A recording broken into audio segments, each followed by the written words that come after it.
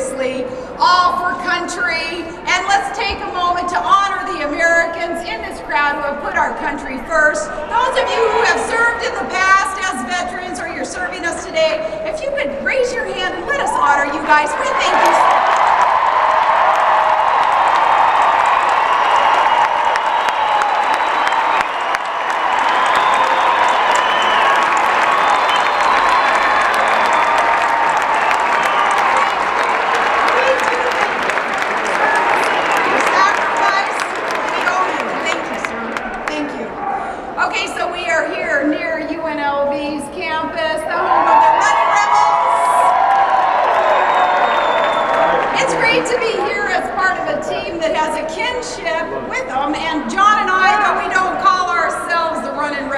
We consider ourselves a team of mavericks, and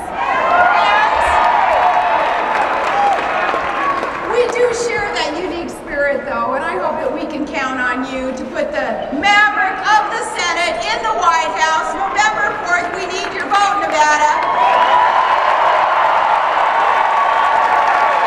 Are you ready to help carry your state to victory?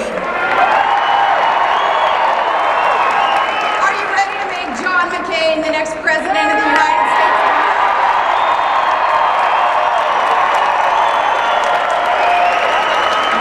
Are you ready to send us to Washington to shake things up?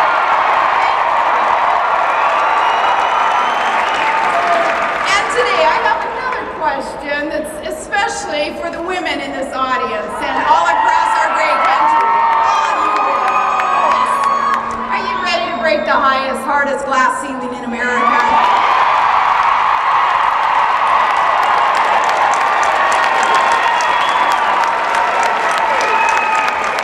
Now, it is such an honor for me today to have up here on stage some very independent, very courageous, very accomplished women, and I am so honored to get to introduce you to these women who've broken a few glass ceilings of their own. And I'd ask you gals to stand up here as I introduce you. First, Promilia Bartholomew is a small business owner and a member of the Democratic National Platform Committee. She's with us today.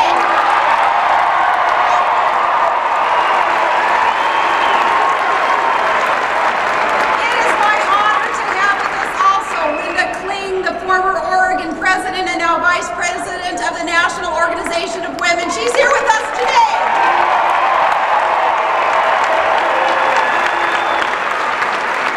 And Shelley Mandel, president of the Los Angeles chapter of the National Organization for Women, here with us today. And Lynn Rothschild, also you may have seen her on television a whole lot lately. She is a member of the Democratic Platform Committee. She is here with us today. And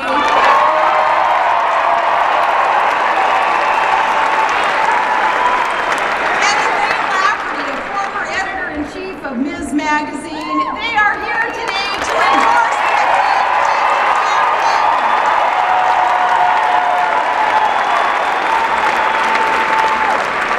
We're honored, we are proud, and I thank them for their confidence, for their support, especially for their courage. Thank you.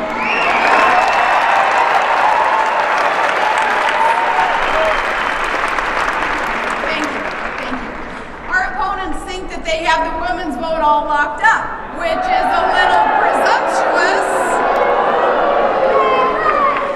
presumptuous since only our side has a woman on the ticket. So,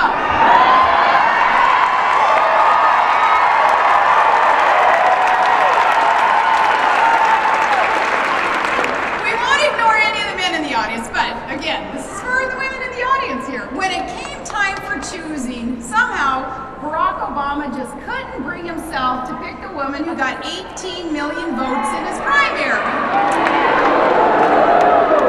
And that seems to be too familiar a story, isn't it? That how it is for so many American women. The qualifications are there, but for some reason the promotion never comes.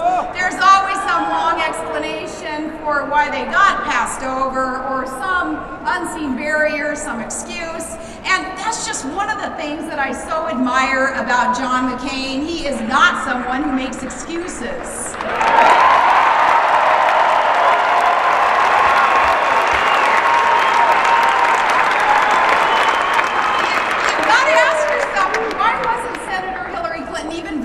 by the Obama campaign.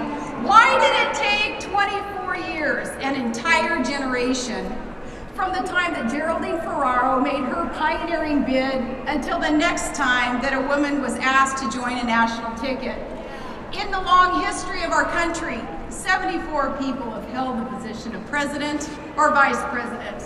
And why have the major parties given America only 2 chances to even consider a woman for either office? 88 years after women gained the right to vote, and 83 years after Nellie Taylor Ross of Wyoming became the first woman governor in our great nation, and 60 years after Margaret Chase Smith was elected to the Senate, this glass ceiling, it is still there, but it's about time that we shatter that glass ceiling once and for all.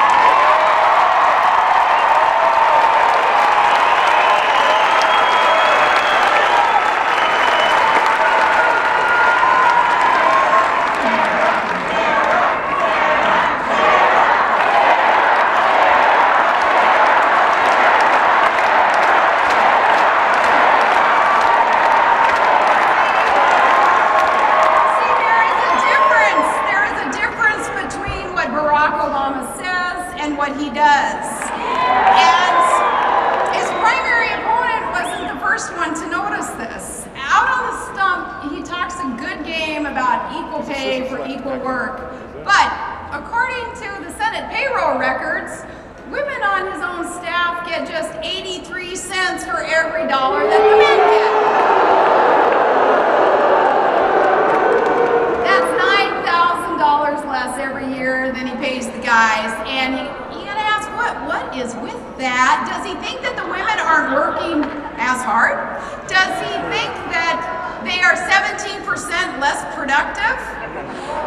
And Barack Obama can't say that this is just the way that it's always been done around the Capitol, because I know one senator who actually does pay women equal wages for equal work.